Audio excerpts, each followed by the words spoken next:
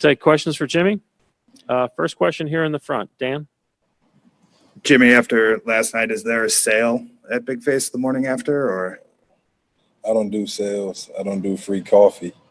We're going to do everything the exact same like we're supposed to do on the basketball floor. We're going to keep our prices at $20. How is stuff like that helped kind of make this stay as tolerable as possible? Just like Jay said, it helps to take your mind away from the game. It gives us something else to talk about, compete at a little bit. And just another way to talk through the game, sitting over coffee, sitting over wine, a beer, whatever it may be. And more than anything, it just brings us together even more because we really do enjoy being around one another. Next question is Ethan Skolnick. Jimmy, considering the stakes and the stage, and you guys being a couple men down, is that the best game you've ever played? Probably not. I was really good whenever I was in high school. I played in this league where I played against like all 45-year-old men, and I really dominated whenever I was like 17. So this is up there, but back then I was killing them. Next question, Dave in the center.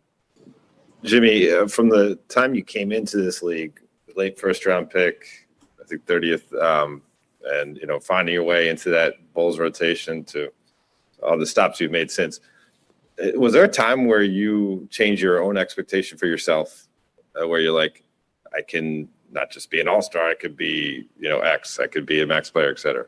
Definitely. I think it helped to have like Luau and Ronnie Brewer and then Coach Adrian Griffin. They're always telling me, like, you're going to make your mark in this league. You deserve to be here. You belong here.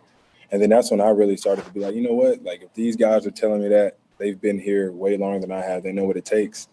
That's when I started thinking, you know what? Maybe you can become a decent player in this league. I always say, yeah, I'm going to make the NBA Finals. I want to play in the NBA Finals. I want to win a championship. And that time for me is now. So talking about it then, being in that position now, I'm here for a reason just like everybody else is. Mark? Jimmy, what do you think NBA fans, kind of the world, has learned about you over these last few months on and off the court that perhaps they didn't get an opportunity to know before, or perhaps they had the wrong idea before? For me, that I'm just all about winning. I'll do whatever you ask me to do if you can guarantee me a win. And I realize that nothing's guaranteed, but I'll do whatever you ask me to do to put my team in the best position to win. That's it. And also, in terms of with so much love for the three right now, can you take me into the mentality of your mid-range game and how you use it to get a triple-double and not shoot a three and still have a brilliant old-school game, I guess? I think it's easy whenever you have the guys that I have around me. So many good shooters that you can't leave. Like I said, I have the easy job. They give me so many gaps to get into the paint, to shoot a pull-up J, to get to the free throw line. And I'm going to continue to play that way. I take what the game gives me, whatever my teammates ask me to do. I'm pretty sure if they ask me to go out there and make a couple threes, I'm capable of it. But if it's not broken, don't fix it. Next question, Rob Mahoney from The Ringer. Hey, Jimmy, could you speak to the impact that Jay and Andre have had on the series so far and just what you've come to expect from those guys since they joined the team? They're winners. They're winners. And they got a difficult job in guarding AD and then guarding LeBron and then going down there and having to make shots and do everything for us all over the floor. All the stuff that you don't see on the stat sheet is what those guys do for us, and they're all winning plays, every single one of them. We respect that. We love that. We wouldn't be here without them. And I tell them as much as I can how much I appreciate them, how much I appreciate playing alongside those guys and for what they do for me, for our young guys, and just for the organization as a whole. I do. Next question, Mark Medina. Hey, Jimmy, what's been your day-to-day approach in the off season and then during the season and film sessions, practices that has gotten to where you are with your performances? Just work. Make sure your body's ready to go. I got some, James Scott is who I do all my agility and weightlifting with whenever I'm back home. Armando Rivas, he's here with me to make sure my body's working the way that it's supposed to. I got Coach Quinney, Coach O, DC. I got a lot of people that really help me to be great and to be ready to perform at the highest level. So all in all, it's a lot of work that goes into it, like everybody's doing right now. But I think I got the best of the best rolling with me. Next question is Jason Jackson. Jimmy, you've made it plain over the year with Miami that there's a certain way you like to play, particularly on the offensive end, and it's much more of a collective than maybe the dominant way you did last night. And Coach told us, I'm checking my notes here, we don't care what he thinks, that it's time for you to continue to be this dominant. Is that the only trigger you need, is Coach and the staff and your teammates not caring about the way you would like to play and demanding that type of dominance? Nah, I think they know what buttons to press to get me to play the way that they want me to play. But like I just want to win. I don't think that's winning basketball all the time. I don't. I think winning basketball is Duncan's gonna go off for 6 or 7 threes. Tyler can do that. K-Nun can do that. Jay's gonna have a big night. We're all locked in defensively. To me, those are the best wins. I mean, we celebrate every win, but when somebody else has a great night that nobody expected, I love it. I really do. Like, you could say I'm supposed to do what I did last night, but I don't think so. I think I'm waiting on Tyler, Duncan, Bam, one of those guys that have a night to where I'm just like, I get the opportunity to play with that. What a blessing.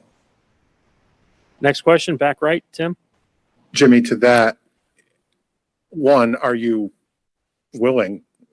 I mean, if this is the way it's going to have to be, are you willing to do that the rest of the way? If that's going to be what it takes, I know you want your other guys. You've tried to get them involved all year, but are you willing? If Game 3 plays out again in 4, 5, 6, or 7, do you accept that? I mean, I have to. I think as long as we win, everybody's happy with that. But we got to win. Whatever it takes to get to that point. Yeah, I can't say that that's what it's going to come to.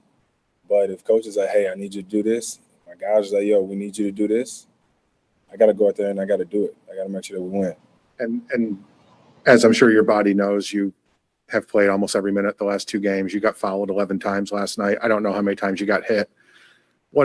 You spoke about what your trainer did with you in the offseason, but what's the process last night, this morning, to start rebuilding the machine and get ready for tomorrow? A lot of rest, a lot of treatment, a lot of everything. But I think a lot of it's mental. You know your body's gonna be hurting, but you gotta tell your mind and tell your body to cut it out. And I think that's where I'm at this point. Everybody's hurting, not just me. Everybody on my roster, everybody on the Lakers roster, we're all, nicked up. We all got some pain, but we're all coming out there to compete. Last question from the Zoom, Jose Pineda. Jimmy, just following up on what Tim Reynolds said, Jeff Ziegler today described in an article that you were indefatigable, that you can't be fatigued. I know I had to look it up as well. That's impossible. I had to look it up as well. Incapable of being fatigued was the word, which I thought was a great use of that word, which I didn't even know what it meant. So following up on what Tim Reynolds said, how long for you to recover? Because you had to go 2 ways. You played the most minutes as a Heat player, regular season or playoffs, you personally last night. So how long does that take, as Tim said, for you to recover, and how do you feel? I think I actually think I recover quite fast, because all I can hear is Spo over and over again telling me how I'm not tired. That's literally what he tells me in the middle of the game. And I'm just like, all right, coach, I guess you know how I'm feeling. Yeah, I'm not tired. And so going into it, it's like, you can't be tired. You can't be banged up. These guys need you to count on you. And if they see you, that's how they're going to be. So to the best of my ability, I'm working on my body. I go in there this morning, I see Tyler in there. I see Duncan in there. I see Myers in there. I see everybody in there. So I know that they're feeling the same way I am, but they're getting ready to go again. Thank you, Jimmy. That's it.